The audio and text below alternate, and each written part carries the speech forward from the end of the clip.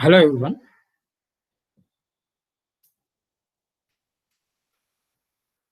From the request of my students, I would like to create some video lectures for the subject data mining lab. In my first lecture, I would like to demonstrate how to download and install Weka, how to load standard machine learning datasets, what is the descriptive statistics and how can you visualize, and how to rescale or normalize our data and perform feature selection on our data. So all these I will discuss as part of the data preprocessing. To install Weka software, you all go through this website. You can download Weka software.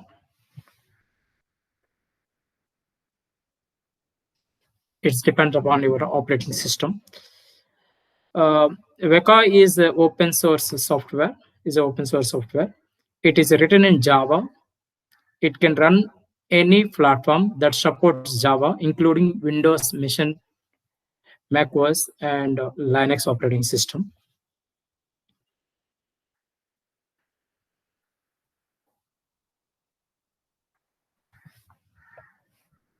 So from this website, you can download Weka software and you can install. Okay.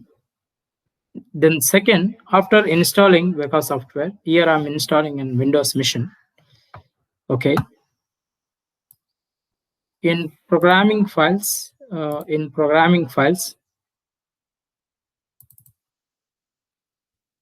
depend upon the version. You can find these are the files are available as part of from the part of the installation. You can get this. Under data folder, you can find various data sets. Popularly, you can find the iris dataset, diabetic dataset. These are the data sets we use in data mining lab. Right. And second thing is, once you install the Weka software,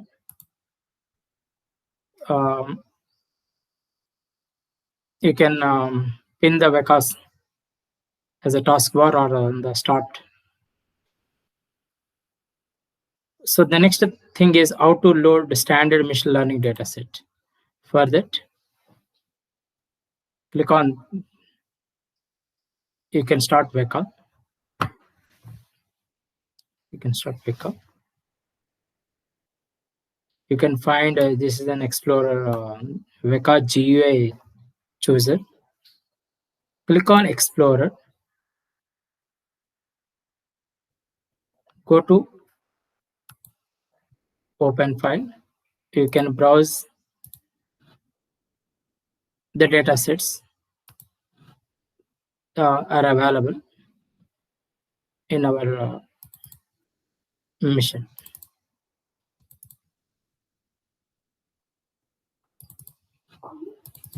So Weka default understood ARFF file format, that is attribute relation file format.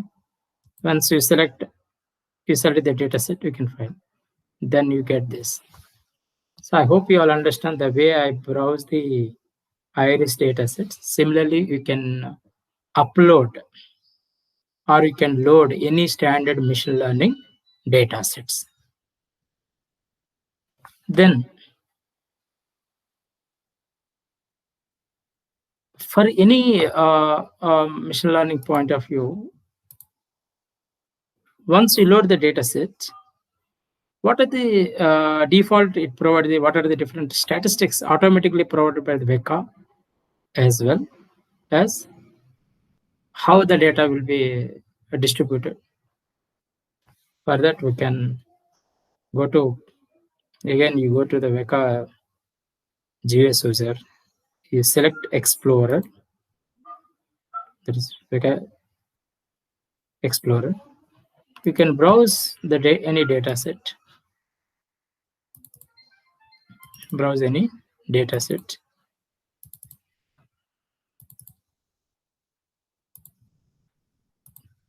Here again, once again I browse the iris data set. Now you read the attribute information. The name of the file name is iris. It contains 150 instances, means 150 tuples of data is there, 150 records are there. There are 5 attributes. Those 5 attributes are sepal length, sepal width, petal width, and class attribute. And there is no missing data. There are 35 distant values are there. 6% of data is unique. And this is very important. What is the minimum value? What is the maximum value? What is the mean? This is the statistics. And also, if you click on edit, you can, this is our input. This is our input. Now, click on visualize. Click on visualize. The visualize which tab provides the scatter plot metrics for all the attributes.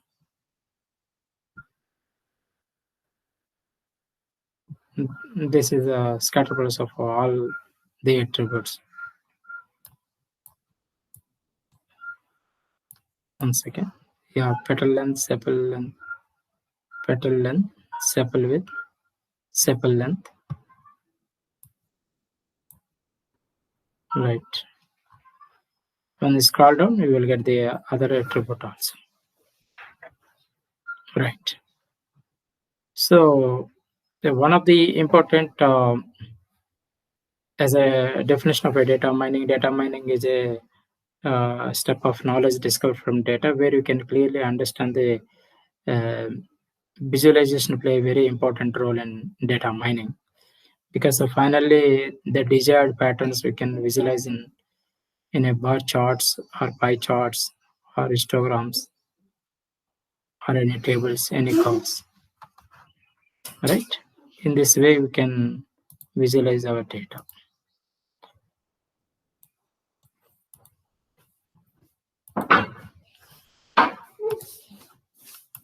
Yes. The next thing is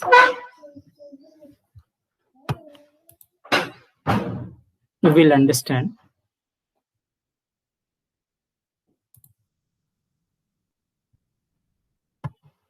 how to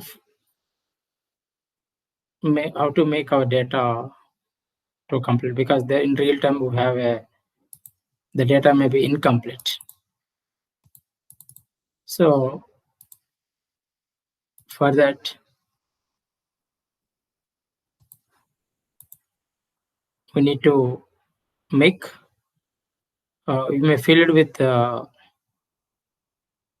some values. Is depend upon the type of data. So for this experiment, we need to create a CSV file. You need to create a CSV file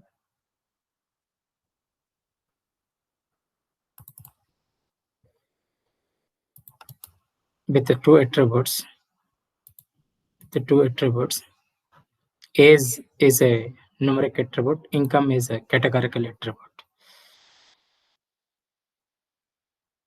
So in Veka, it understood that the question mark indicates it is an incomplete. Question mark indicates incomplete. Save this file as CSV file. Save this file as CSV file.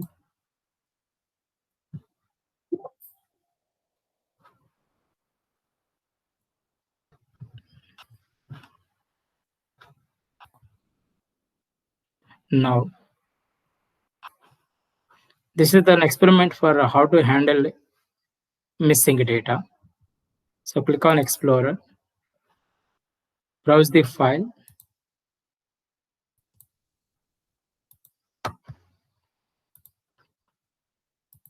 Once you browse the file, click on Edit. You can find it is an incomplete data. Now, Go to filter. The filters provided all the data preprocessing algorithms unsupervised. Go to instance. Unsupervised attribute, where you can find replace missing values. Replace missing values algorithm. Click on Once you choose this algorithm, click on this algorithm tab. Replace all missing values for the nominal and numeric attributes in a dataset with modes and means of the training data. Here, income is a nominal and age is a numeric data in our dataset. And ignore class attribute true. Just click on OK. Apply. Now click on edit. So what happened? The numeric attribute, if any missing is there, it will fill it with mean. Whereas if it is a nominal, it is filled with the mode. Okay, this is the way we can handle missing data in Beca.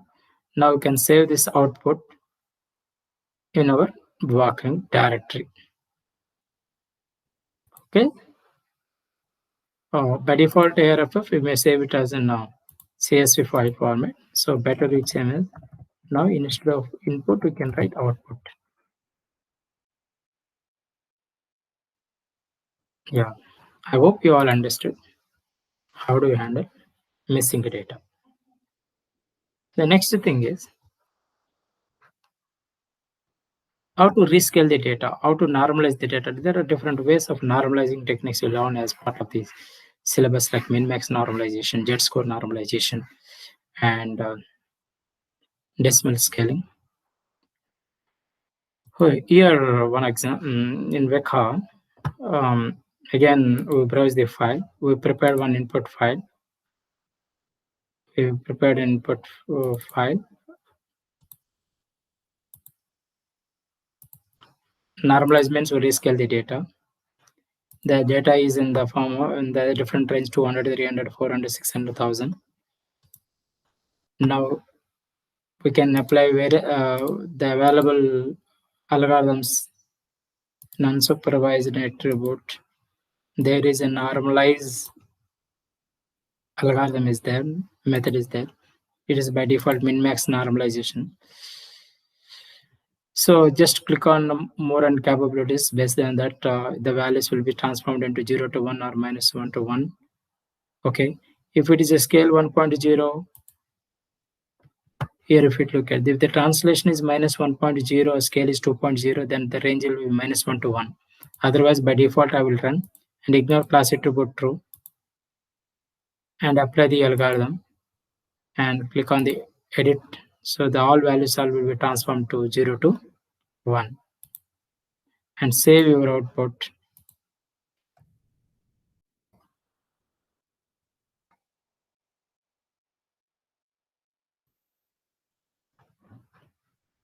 This is the way you can normalize the data or rescaling the data. So another important concept as part of the data preprocessing, feature selection. For feature selection, you can start workout, browse any machine learning data set,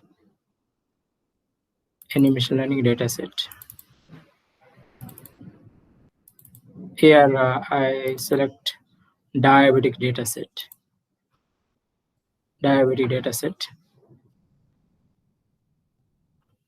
And so look at initially we have 9 attributes, including class attribute. Okay, the feature selection is very important. Why? Because we always need to find the data attributes which are relevant to our task analysis.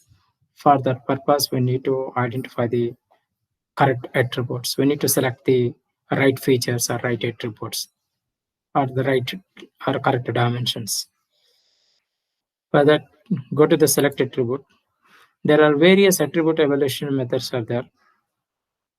course, these are broadly classified into filter and wrapper, and again into embedded.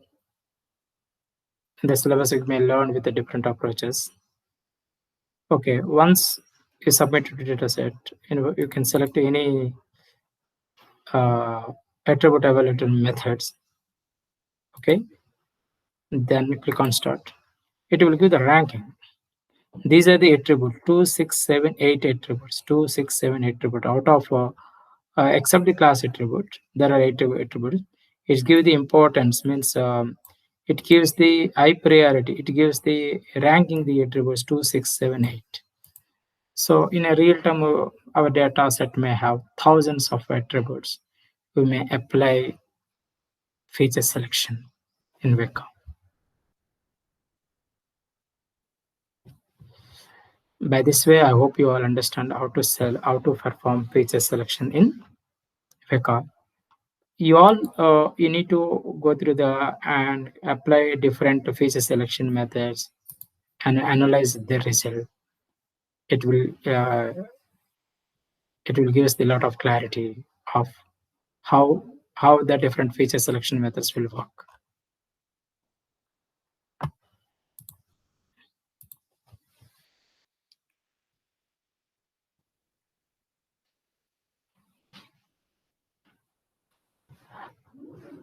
I hope you all understand how to perform rescaling the data, how to handle missing data,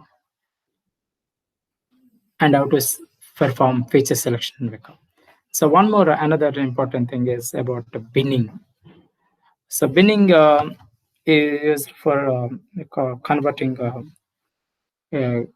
categorical values into numerical. Okay, for that, again, we perform binning in different methods. Again, for that purpose, also I prepared one input binning file for the understanding of the binning. It is the price values in sorted order. You browse that CSV file in Vector.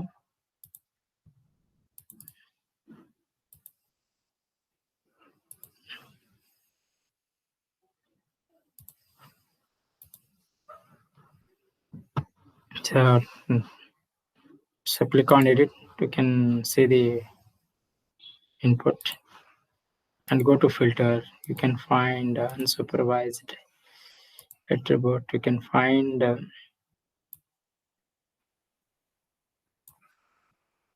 discretize.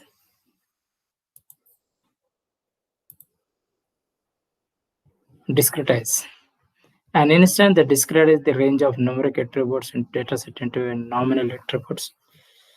Sorry, I told very clear. It's transforming the numeric attribute into nominal.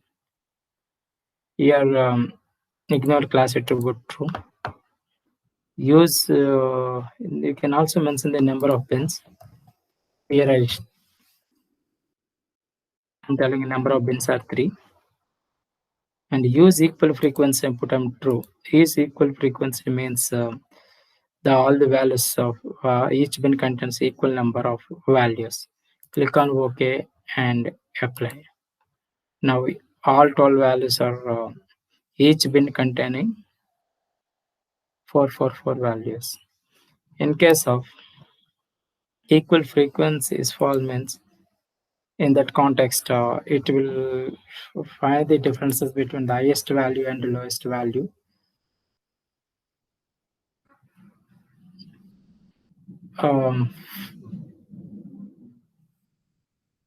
It identifies the gaps for a given 3 bins. It identifies the 2 gaps. For example, just a look at once we run this, you can again apply. You can understand that. Sorry, undo. Yeah, here I'm doing equal equals false. I'm putting a number of bins on OK and apply. So now look at each first bin containing 9, the second bin containing 1, the third bin containing 2. So why we are getting these values, I will explain. 9, 1, 2 means. So initial value, let me back. This is our output actually. I'm undoing, or you can see the output. This is our input 5, and 215 is the highest value. Find the difference. 215 minus 5, that is 210. 210 by 3, that is 70. So first bin containing 5 to 5 plus 70. The values in between 5 to 75. That's why you are getting, when you are equal, when you are getting the number of bins are 3. Number of bins are 3. Once we apply this, so 5 initial it containing 5 to 75. The next one is 75 plus 70. Then 145 plus 70. So the first value is with a gap of 70. Each bin that is here the first value is 5. The last value is any value is less than or equal to 75. And here the second bin containing first value is any value greater than 75, and 75 plus 70 will be the highest value in the second bin. The values between 75 to 145 will be present in the second bin. The values between 145 to 145 plus 70, that those values are present in the third bin. So by this way you can performing binning in wake up. Thank you. So in my coming video lectures, I will explain how to perform clustering, how to perform classification, and association mining in wake up. Thank you very much. If you have any doubts, you can contact me. My mail ID given in the description. Thank you very much.